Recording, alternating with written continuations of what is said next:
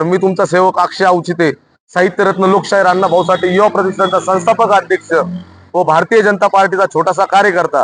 गेल्या वेळेस आपण व्हिडिओच्या माध्यमातून आपल्या शौचालयांचे व्हिडिओ टाकले होते, जेंट्स आणि लेडीज, की व्यवस्थित साफसफाई होत नसल्यामुळं आपण ती व्यवस्थित साफसफाई का होत नाही, कारण की याच्या अगोदर इथे एक केअरटेकर राहिला होता। तो केअरटेकर ची डेट होऊन एक्सपायर, त्याची डेट होऊन कमीत कमी 7 ते 8 वर्ष झालेली आहे, पण त्या केअरटेकरची जागा अजूनही मोकळी करण्यात आलेली नाही। जसे की तुम्ही एखाद्या रोडवर एखादी हातगाडी टाकली तर पीएमसीचे कर्मचारी तात्काळ तिथं अतिक्रमण कारवाई करतात। जर शौचालयाच्या ठिकाणी, जसं पुणे महानगरपालिकेच्या जागेवर जर इथं एखादा केअरटेकर जर अतिक्रमण करत असेल तर त्याच्यावर तुम्ही कारवाई का नाही करत?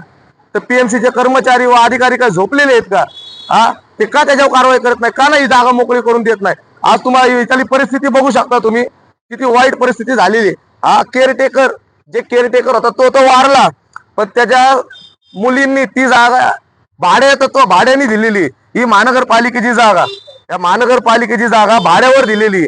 तरी माझी पीएमसीला विनंती आहे की तुम्ही तात्काळ ही जागा खाली करून दुसरा केअरटेकर देण्यात यावा। लय त्रास आहे याच्या अगोदर तो केअरटेकर होता, तो व्यवस्थित साफसफाई करत होता ना? हो, तो करत होता। केअरटेकर जर दिला परत आपल्याला तर व्यवस्थित साफसफाई राहील का? हो, आमच्या वस्तीला केअरटेकर द्या, चांगली व्यवस्थित राहील, तर घाण बिन होणार नाही, रोजच्या रोज साफसफाई होणार।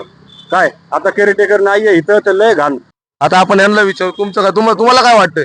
केअरटेकर दिला पाहिजे का? व्यवस्थित साफसफाई होईल का केअरटेकर दिला? सर्व व्यवस्थित साफसफाई झालं तर हे निरोगी राहील ना। तरी हे घाणीमुळे आजारपण वाढलं, डेंग्यूचा परिणाम होतो, चिकुनगुन्याचं आता साप निघालेले, सर्व साफसफाई इथं कोण करतच नाही, कोण राहत नाही। आता तुम्ही झालं, दादा झाले, तर खूप जुने आहेत तुम्ही, आम्ही तुमच्या समोर लहान आहे। बरोबर आहे। केअरटेकर ची डेट होऊन किती वर्ष झाली?